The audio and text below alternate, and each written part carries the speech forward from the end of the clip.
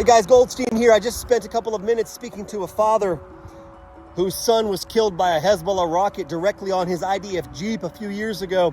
And coming up is the memorial service for that. And it really kills me every time I speak to him.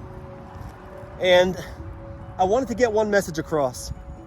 I just spoke to a man who buried his son, a son who was such a beautiful, pure soul, only trying to protect the land of Israel against the savages of Hezbollah in the north, the same savages of Hamas and the PLO who live here surrounding us. And I wanted you to know that even amongst that darkness, his wife, Malka, when it's translated, it means queen. The same day she buried her son, a valiant, heroic officer of Israel. I spoke to her in her kitchen and I asked her, Malka, is this all worth it? Really? And she looked at me with tears running down her face and she said, Ben, asur lityayesh. Ben, it's forbidden to ever give up.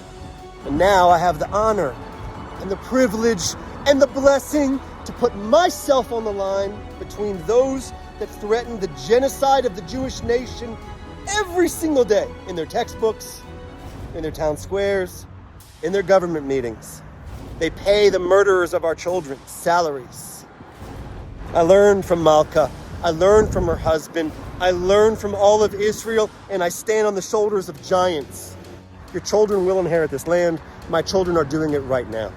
My children are seeing signs that are written in the very language of the very Torah that they sit and learn every day in their schools, in the very land that Abraham, Isaac, and Jacob and their families called home.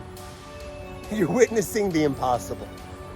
You don't think miracles exist? Signs are everywhere.